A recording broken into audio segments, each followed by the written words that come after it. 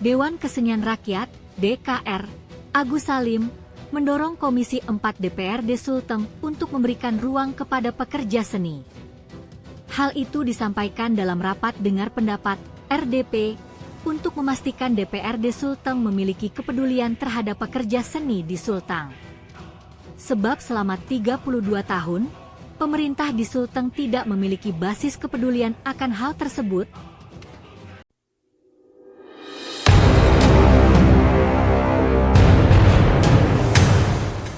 Mulai dari mana ini? Ada saya punya tuaka ini Arifin Sunusi. Kita ini krisis ini, sudah diserang lagi Iran hari ini Pak Ketua.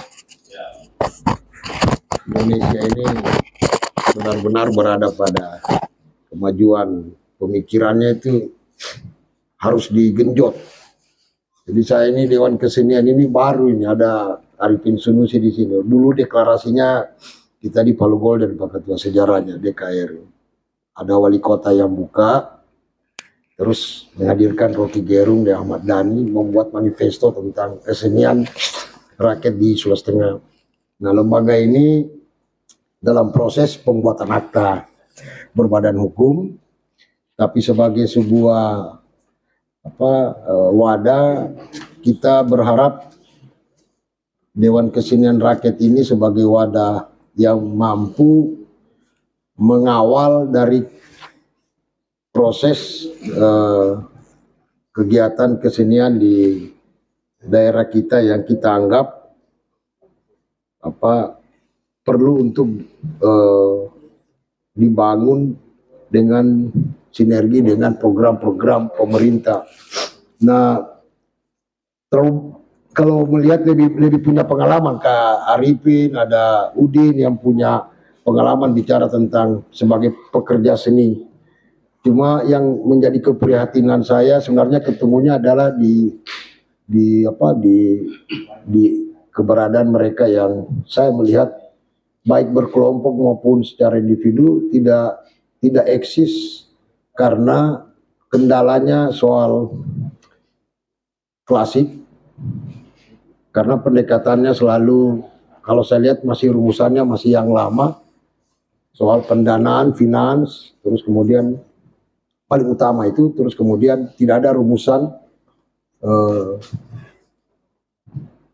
kelembagaan ini bagi pekerja seni yang bisa didorong benar-benar menjadi eksis terhadap pelaku seni itu sendiri. Nah, saya melihat ada hubungannya dengan daerah kita yang kaya sumber daya alam, tapi objek-objek divestasi terhadap kegiatan-kegiatan yang kita maksudkan kali ini terhadap pekerja seni dan organisasinya kadang tidak ketemu, karena memang perlu kita bahas kali ini. Kalau cuma pendekatannya terhadap kemitraan terhadap teknis secara birokrasi yang menangani soal berkesenian dan program pemerintah yang kita selama ini pahami, memang keterbatasan itu yang saya mulai dengan finans itu memang agak berat. Sebenarnya konsep yang kita mau telurkan ini adalah di mana sih keberadaan berkesenian itu dengan maraknya investasi-investasi. Kalau kita lihat secara mainstream juga, misalnya teman-teman yang bergerak di KONI itu semua hambatannya di finans. Di kawan-kawan yang bergerak di kesenian khususnya ini, apalagi kemarin saya dengan Kaipin di ruangannya Pak Ketua, saya ngomong soal bagaimana program-program ini semua yang hadir dan sudah eksis di secara keberadaannya berada di lingkungannya kita dan tumbuh dan berinteraksi, tetapi tidak ditopang karena tidak ada satu langkah strategis untuk terbangunnya mendorong tentang bagaimana kawan-kawan terutama di pekerja seni itu dapat mengambil bagian terhadap apa yang saya sebutkan soal investasi di maraknya di Sulawesi Tengah. Kemarin Dewan Kesenian Rakyat itu dapat undangan dari teman-teman dari Dewan Kesenian di Balikpapan, dan mereka kawan-kawan DKR disambut baik untuk 3 kota, Balikpapan sama Makassar, dan mereka akan berbalas agenda bersama untuk kita jadi tuan rumah untuk kegiatan 3 kota ini. Mungkin bisa dipresentasikan nanti dengan Eman dengan siapa kawan Udin. Nah, ini sebenarnya bagaimana menghadirkan pemerintah melalui wakil kita itu bisa mensupport konsep-konsepnya kawan-kawan pekerja seni ini dapat realisasi. Kalau dalam istilahnya pemerintahan bahwa itu mata anggarannya nggak ada, itu sudah maklumlah, kita sudah tahu bersama. Cuma masalahnya sekarang adalah ada enggak cara terobosan kita untuk bisa di luar daripada hal yang umum seperti itu. Saya tidak terlalu menguasai benar tentang pekerja seni dalam arti teknis, tetapi secara keorganisasian ada yang kurang saya lihat setelah saya terlibat sama teman-teman ini, yaitu mereka satu hal yang tidak pasti itu adalah soal dorongan terhadap program kegiatan mereka.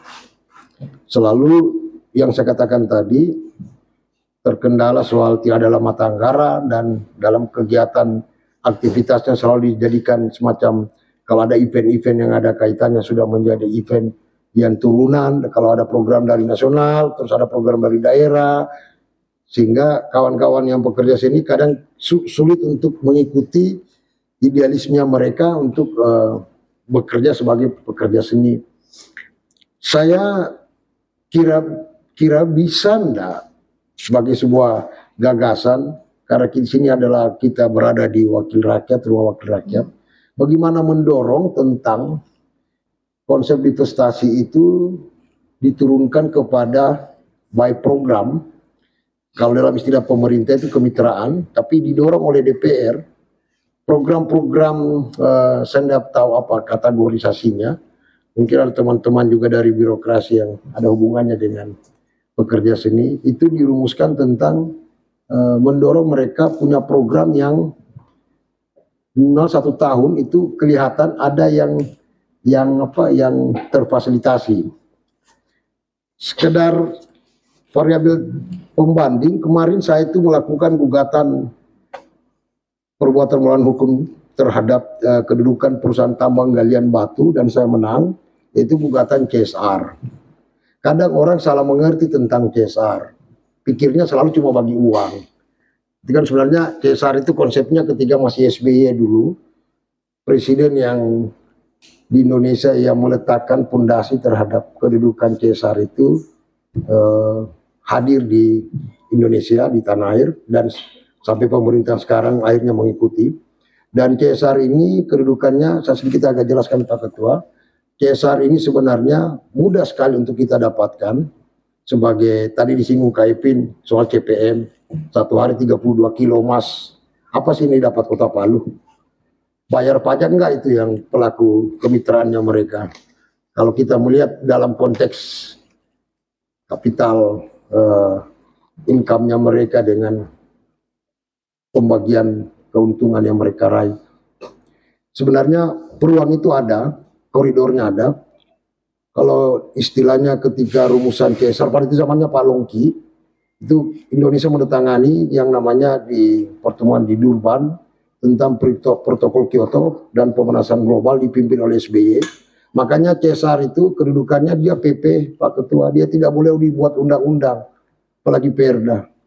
Saya sampaikan dari zamannya Pak Cudi dan barusan dengan Pak Anwar Hafid, CSR itu kecuali Komdev, Community Development.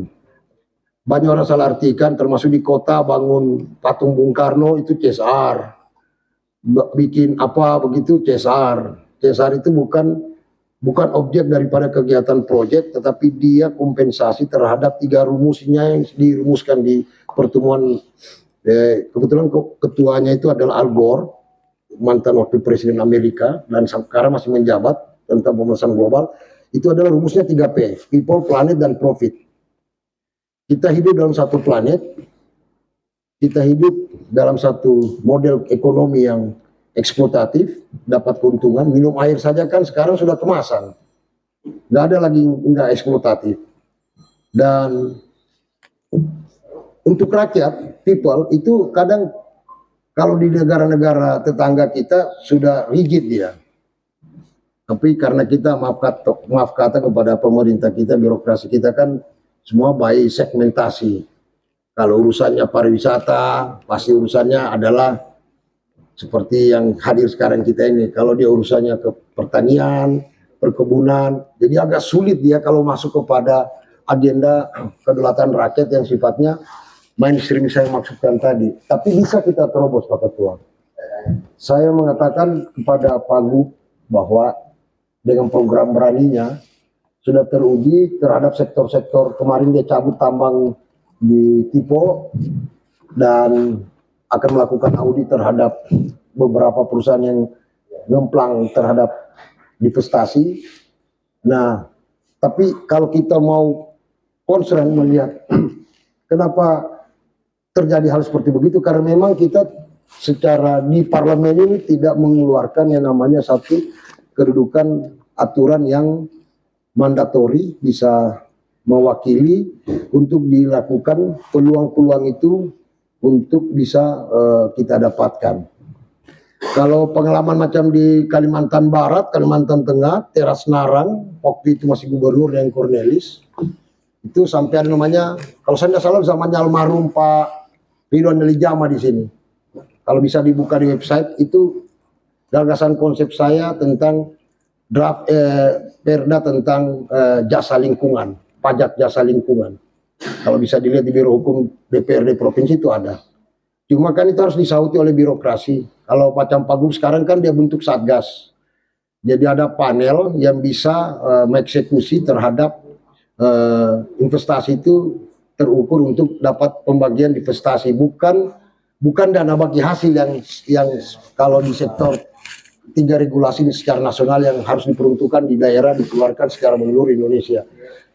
Teras Narang dan Cornelis itu pajaknya itu adalah pajak jasa lingkungan, perkebunan keras tahunan itu dia ngambilnya di TBS itu 75 perak per TBS. Kali saja kalau satu pohon itu ada berapa buah TBS-nya. Jadi desa itu dapatnya bisa sampai 300 juta per bulan. Jadi ada perdanya, ada pergubnya. Nah, apa hubungannya dengan ini? Dewan Kesenian Rakyat, di sini juga ada KAPRI, Dewan Kesenian Sulawesi Tengah, yang juga saya tahu benar ini sebenarnya adalah kelembagaan-kelembagaan yang sebenarnya spiritnya adalah bagaimana memajukan daerah, tapi kita kan mengalami yang tadi saya katakan, terbatas dengan secara teknis SOP-nya mata anggaran, memang agak sulit. Jadi kalau saya diskusi dengan beberapa dari zamannya Kacudi, apalagi Pak Anwar Hafid yang sekarang lagi melakukan terobosan-terobosan dengan konsep beraninya itu, sebenarnya kita bisa memanggil, kalau mengambil contoh misalnya Indomaret dengan Alfamidi, itu izin usahanya mereka itu sebenarnya waktu zamannya Pak Hidayat dulu itu cuma 4 lokasi, tapi sekarang sudah berada di 13 kabupaten. Kenapa beredar terus 13 kabupaten? Karena kita memang tidak punya perda tentang batasan terhadap dominasi kegiatan usaha Alfamidi dengan Indomaret. Sebenarnya pembatasan itu bukan dalam arti membatasi mereka tidak membangun Alfamidi di kabupaten lain, tetapi produk yang mereka keluarkan dalam community development terhadap kegiatan UMKM itu yang tidak pernah dirumuskan untuk mendapat bagian investasi tadi. Nah, bagaimana dengan lembaga-lembaga seperti kami? Kadangnya selalu harus bikin proposal. Jadi saya bilang sama, kita kebetulan mengangkat sekjen ini dalam kedudukan nanti kita punya badan hukum akta ini Pak Udin. bilang, Udin bisa enggak kita nanti besok ngomong sama Pak Hidayat, Pak Kamundi, ketua kita di Komisi 4 ini, kita hanya butuh satu berita acara, kami diantar sama Pak Gub, bagaimana yang namanya divestasi, termasuk bila perlu panggil kawan-kawan KONI, kawan-kawan olahraga yang butuh atlet kita untuk berprestasi. Di Sulawesi Tengah ini, dari 6 provinsi, dia perkebunan saja sawit yang terbesar nomor 7 di Indonesia. Kalau di Sulawesi, Pulau Sulawesi, kita nomor 1. Ada 2 BUMN, yang PTPN 14 di Morowali, dan ada satu, kalau tidak salah Tamako. Terus belum yang Astra, belum yang Sinarmas. Berapa kali biasa saya melakukan dialog informal sama mereka, cuma mereka selalu bilang, ya nggak ada aturan yang disampaikan sama kami, Gus. Jadi sifatnya selalu ajukan proposal. Sebenarnya kalau kami harapannya adalah DPR membawa kami ketemu dengan gubernur, kami siap dengan DKR, dengan kawan-kawan di DKST. Saya kebetulan pengacara, saya akan buatkan legal opininya.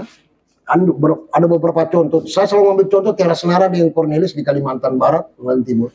Itu sekarang diikuti oleh Papua. Itu terukur, langsung terkoneksi dia.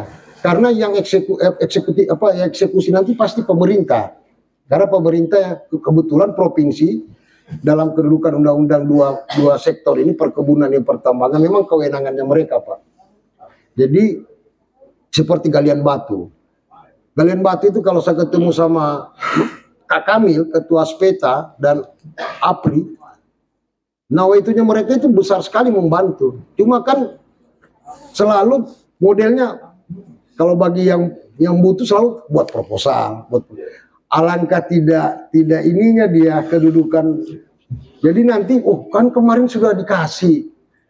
Bayangkan kalau dalam DKR atau DKST itu ada kumpulan dari sanggar-sanggar. Saya tadi malam pertemuan buka puasa bersama, sekalipun saya tidak puasa Pak Hidayat, saya yang mewakili. Saya tadi keluar merokok. Saya pergi di Sigi, bayangkan saya ketemu dengan ketua Dewan Kesenian Sigi. Infrastrukturnya gila, gedungnya besar sekali zamannya Iwan Lapata itu dibangun. Tapi keberlanjutannya sekarang, saya telepon Kak Ijal, bagaimana nih Kak Ijal? Memang agak berat, efisiensi semua. Nah bisa enggak semua ini kita rumuskan, kita sama-sama kerjakan. Dan saya yakin 2 sektor ini saja Pak, perkebunan yang pertambangan. Dari 2 sektor ini saja, 3-4 perusahaan saja Pak, insya Allah 1 tahun itu berjalan kawan-kawan punya event-event kegiatan. Bahkan kemarin saya, kalau tidak bertabrakan dengan agenda sidang saya, beberapa perkara di pengadilan di luar kota Palu, sebenarnya saya sangat sekali kepada teman-teman yang anak-anak muda itu yang lagi gandrung buat inovasi antara lagu-lagu budaya. Cukup mereka punya studio kecil, itu dimixkan dengan teknologi musik yang modern. Ternyata mereka itu sudah berjalan hampir 2 tahun lebih. Itu ada hubungan jaringan dengan teman-teman se-ASEAN. Itu dapat undangan. Mereka presentasi untuk di sana. Tapi sebenarnya saya mau kawal kemarin. Bisa ada perusahaan yang bisa bantu kita untuk mereka bisa. Cuma itu tadi, selain saya dapat kendala jadwal bertabrakan. Kedua, apakah harus begini terus? Cari proposal, datangi perusahaan, kebetulan perusahaan ada yang kita kenal, bayangkan kalau tidak dikenal. Bayangkan juga apakah ini cuma segmen ini saja teman-teman, anak-anak yang musik alternatif ini saja yang kita dorong, sementara ada yang sudah macam dorang Uding ini, Eman ini kan sudah puluhan tahun ini kerjanya di pekerja seni, punya sanggar juga. Jadi tidak berimbang Pak, jadi tidak berimbang. Nah kita juga berharap bahwa dengan terima kasih Pak Hidayat Pak Kamundi ketua, saya terima kasih sekali kalau memang diaspirasi. Hanya satu yang kami inti poinnya adalah kawal kami ketemu Pak Gub, bagaimana merumuskannya sama Pak Gub tentang bukan kategori bantuan, tapi bagaimana kita siap membuat konsep legal opininya tentang yang namanya apakah Komdev, CSR, sehingga dia bukan kategori hibah, bukan charity, bukan sumbangan, tetapi dia adalah tanggung jawab sesuai dengan PP 47 tentang CSR bagi perusahaan-perusahaan yang bergerak di bidang ekstraktif harus mengeluarkan berdasarkan keputusan MK 2,5% dari RUPS-nya. Ini sudah puluhan tahun perusahaan-perusahaan perkebunan dengan tambang tidak ada RUPS-nya untuk mengeluarkan untuk CSR itu. Nah, kalau bicara-bicara dengan Pak Gup, oke, cuma kan kita butuh dukungan DPR. Karena di DPR ini payung hukum yang sifatnya mengawali daripada keputusan pergubnya yang akan kita jalankan. Saya izin sama Kapri, saya kemarin waktu sebenarnya mau datang juga waktu mendorong itu tentang Perda Masyarakat Hukum Adat dengan Dewan Kesenian. Kalau saya lebih kepada kegiatan aktivitasnya mereka, tidak ada uang Pak Hidayat. Sementara mereka punya ide itu banyak sekali. Saya mungkin seperti itu, saya terlalu panjang lebar. Intinya adalah saya pribadi, teman-teman tambahkan, kami ingin mau dikawal kepada eksekutif, kebetulan ada beliau Kadis Dinas Kebudayaan, kebetulan juga kemarin sebenarnya saya sebelum penutup, bukan waktu Pak Kadis, saya kaget setelah Udin Pak foto dengan Fadlizon, saya baku ya dengan dia, loh gua udah mau balik Gus. Padahal kalau saya tahu dari awal, karena waktu dia masih di Fakultas Sastra Rusia, ini teman selalu waktu kita diskusi dalam era-era waktu menjatuhkan Soeharto 98. Tapi kemudian pun toh kalau teman kita di kementerian, ada teman kita, apalagi Pak Gup, Pak Hidayat, tapi kalau tidak ketemu begini kita rumuskan konsep apa yang harus kita sepakati, dan dengan tentunya karena negara kita negara hukum harus regulasinya tertuang dalam kegiatan-kegiatan yang sifatnya baik konstitusional sehingga dapat dipertanggungjawabkan semua aspeknya. Terima kasih. Untuk sementara mungkin begitu Pak Ketua. Baik, terima kasih. Karena Ketua Dewan Kesenian Rakyat Kakanda saya Agus Salim Faisal luar biasa pencerahannya pada kesempatan pagi hari ini.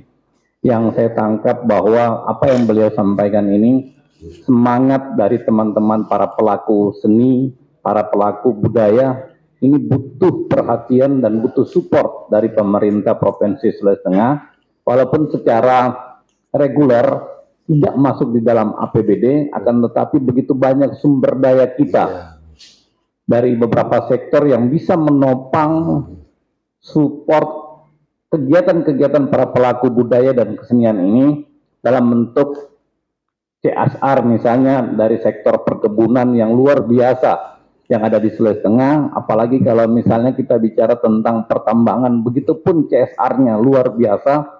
Kenapa tidak dimasukkan salah satu program dalam rangka optimalisasi kebudayaan dan kesenian? Gitu. Mudah-mudahan ke depan kita sementara menginisiasi yang namanya Rencana Peraturan Daerah Ranperda TJSL, Tanggung Jawab Lingkungan Sosial, orang biasa bilang CSR.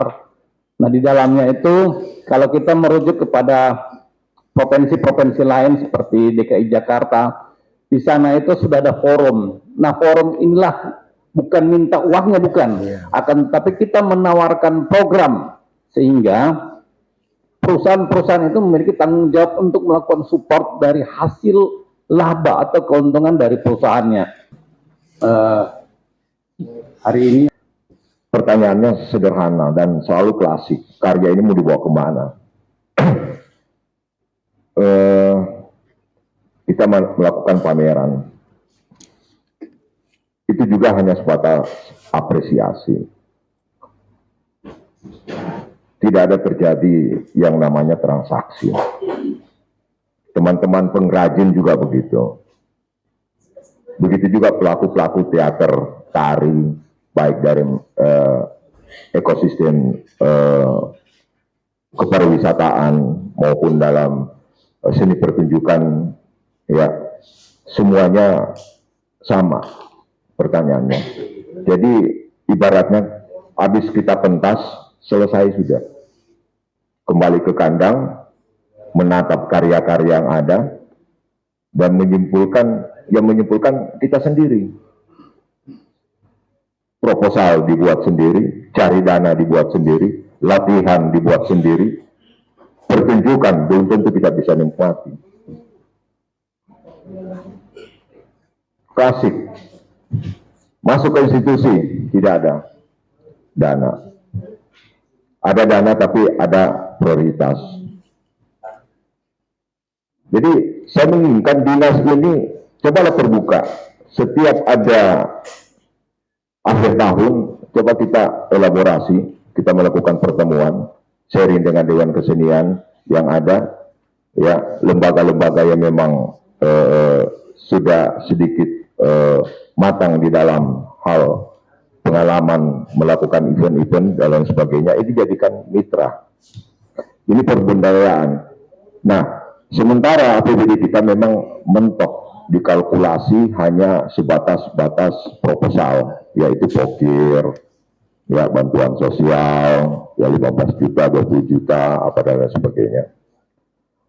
Nah, lalu kemudian kita sudah berapa kali minta, dulu masih Depar Senibut, coba bayangkan sudah berapa puluh tahun, 20 tahun yang lalu.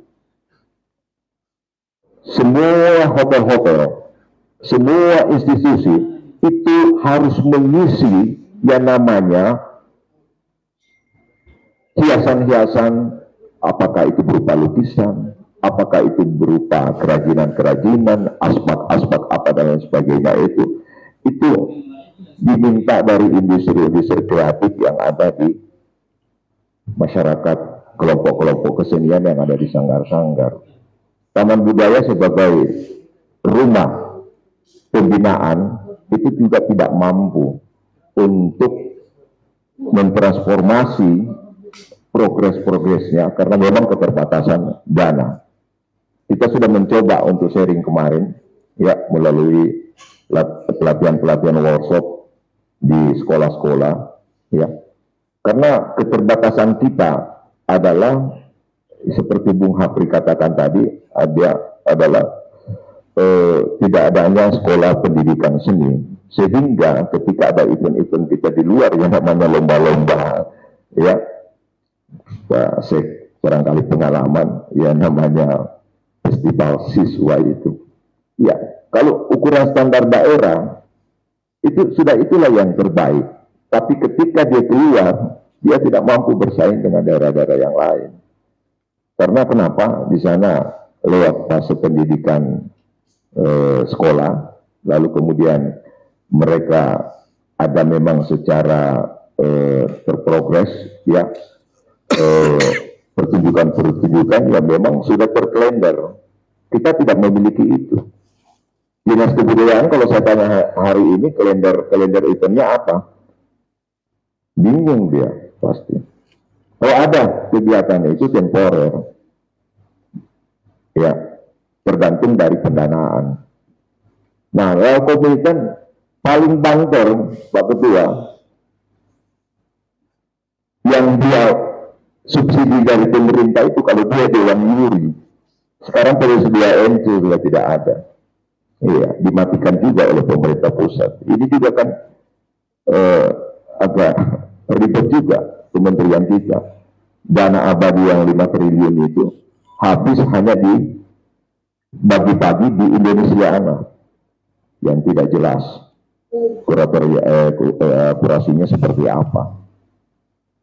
Dan yang lebih gila lagi, IO yang mereka tempatkan itu tidak menguasai persoalan kebudayaan daerah, sehingga kadang-kadang apa yang kita inginkan, ya gelarannya setelah itu tidak ada yang tertinggal. Jadi buat kita ini selama ini hampir kurang lebih 30 tahun berkesenian, tidak ada. Kami pernah buat namanya Kali Indonesia Jenis Forum. Setelah kita pentas, itu ada yang kita tinggalkan infrastruktur di Taman Gor. Dengan budget 250 juta, kita sudah mampu menghadirkan seniman 364 mancanegara. 1 minggu event itu digelar. Dan kita membangun infrastruktur. Karena kenapa? Seniman itu sebenarnya enak diajak kerjasama. Yang penting terbuka. Apa namanya? Dan diberi tanggung jawab. Ini tidak. Dia malah dicurigai. Wah, asal saja itu. Ini dia. Iya kan? Dan seterusnya. Seniman itu hanya berkelahi. Ya memang yang kasih berkelahi kita ini ya karena itu tadi. Kepedulian para pemerintah kita. Nah, saya melangkah saja pada event. Bayangkan ada event yang saya gelontorkan di Balikpapan ketika saya diundang ya sebagai tamu eksebisi menampilkan tari seni pertunjukan di Balikpapan. Terus saya menelurkan ide tentang membangun ekosistem kawasan timur berkesenian.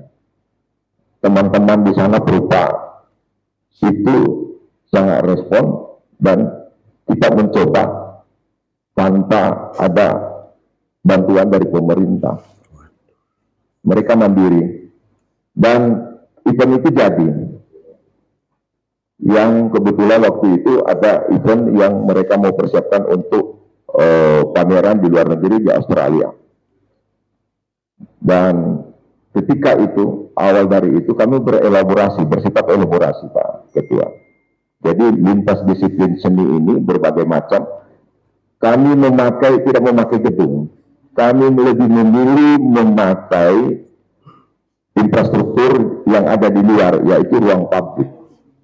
Ya, karena ini juga akan membangun pertumbuhan ekonomi kerakyatan yang namanya UMKM. Nah, di sana ada tupoksi yang unik yang saya melihat setelah kami beberapa kali ketemu dengan pariwisata dan ketemu Ibu Wawali. Saya tanya, kok Ibu kapasitasnya sebagai ketua Ekrab bidang ekonomi kreatif? Saya bilang, kenapa mesti begitu? Kita bentuk Pak Udin. Kita ini bekerja sama dengan bidang olahraga. Kenapa? Di sana ada fasilitas yang tidak dimiliki oleh Ekrab. Gitu. Jadi mereka sharing. Iya, sehingga kalau ada event-event, mereka tidak lagi berbicara persoalan kalkulasi pembiayaan. Karena ini mereka sudah ditempatkan seperti itu. Nah, bayangkan kami diterima dengan seksama. Itu kami membuat event selama 3 hari di sana. Itu ide dari Palu dibawa ke sana, coba bayangkan. Dan ini sudah berjalan part 2. Kemarin lagi mereka adakan. Saya bilang Palu nggak punya anggaran. Saya bilang datang aja Pak Udin. Nanti di sini kita cari dana sama-sama. Dan betul saja apa yang diutarakan tadi Bung Agus, seperti itu mereka jalani. CSR apa dan lain sebagainya. Apalagi mereka menyambut IKN tahun emas ya, 45. Malah mereka mengejar itu tahun 3000-an. Nah, maksud kami tahun part 3 ini kami ingin mengembangkan gagasan ini lintas disiplin seni kawasan timur Indonesia. Kami akan mengundang Makassar dan kami akan mencoba sebagai tuan rumah karena mereka ingin sekali mengadakan kunjungan balasan ke Sulawesi Tengah. Mereka tertarik dengan persoalan pemanfaatan ruang publik. Saya bilang, ya memang kami di sana terkendala dengan infrastruktur yang ada. Yang sekarang ini adalah Kota Palu, tapi itu hanya sebatas kegiatan lokal. Kalau kita mau giring dia ke nasional, itu sangat belum terlalu memadai. Tapi memang seperti itu kemampuan kota, baru sebatas lokalitas kegiatan itu yang menampung gedung itu hanya 180 orang kalau saya tidak salah. Tapi ruang publiknya bisa kita manfaatkan. Nah, saya kira ini responsif Pak Ketua dan dinas terkait untuk barangkali mungkin bisa paling tidak memberi dukungan ya. Kalau memang tidak ada dana, ya mungkin apa yang bisa kami didukung, mungkin hal-hal yang lain, mungkin persoalan akomodasi, karena kami hitung-hitung dari Makassar itu tidak semua, misalnya begini, cara elaborasi saya yang saya gagas kemarin itu, pemusik di Makassar tidak harus membawa grup, cukup 2-3 orang saja. Nanti di sini berelaborasi dengan teman-teman. Ini juga pertukaran antar lintas budaya daerah. Kemudian begitu juga penarinya. Jadi terjadi elaborasi, ya, elaborasi kebudayaan. Nah, saya kira itu penting dan saya hitung-hitung itu sekitar 50 orang selama kegiatan ini selama 3 hari, karena kami akan menampilkan pameran lukisan, kemudian UMKM, karena pemerintah daerah di sana itu meminta supaya mereka bisa berpameran di bidang kuliner begitu. Ini terkait dengan mungkin pariwisata nantinya. Itu rencananya bulan Mei, akhir bulan Mei, kalau tidak menyeberang ke awal-awal Juni lah. Insya Allah, kami juga belum punya duit, tapi saya yakin dan percaya gagasan ini digagas oleh Lembaga Seni Budaya Bantaya yang sebenarnya didukung oleh DKR. Jadi di backup oleh DKR, lalu kemudian ini juga nanti tahun ini, jadi DKR saya sampaikan Pak Hidayat tidak membuat event. DKR itu memberikan sepenuhnya kepada seniman-seniman yang punya karya, jadi pemberdayaan. Iya, kami tidak membuat event DKR. Yang membuat event adalah seniman-seniman. Dia yang membuat proposal ke DKR, lalu DKR yang meneruskan mencari funding-funding mitranya, seperti itu. Yang insya Allah pada bulan Mei juga mungkin ini DKR akan diundang ke beberapa negara ya Pak Agus ya. Itu bukan DKR-nya yang ke sana, senimannya. Siapa yang seniman yang layak kita ajak ke sana, seperti itu. Jadi banyak yang salah persepsi, ini DKR apalagi ini, ya kan? Saya bilang ya, kalau kita di DKR seni untuk rakyat, kita kembalikan ke rakyat, dan seniman bagian dari masyarakat kita. Ya, saya juga rakyat begitu. Jadi barangkali untuk memperkenalkan Dewan Kesenian dan juga Bantaya. Nah, nanti ini juga event ini Bantaya ya, Lembaga Seni Budaya Bantaya. Jadi DKR ini hanya sebagai pendukung, karena di sana ada disiplin lintas seni, beberapa ada teater, ada monolog, ada tari modern, ada tradisi, lalu kemudian ada kontemporer, kemudian ada pameran seni rupa, dan saya bincang-bincang dengan Bung Agus, ini mungkin akan berkembang di beberapa titik nanti pertunjukannya. Mungkin di Sigi, kemudian di Tejo Una-Una, lalu di Kota Palu. Ya, saya kira itu dulu Pak Ketua.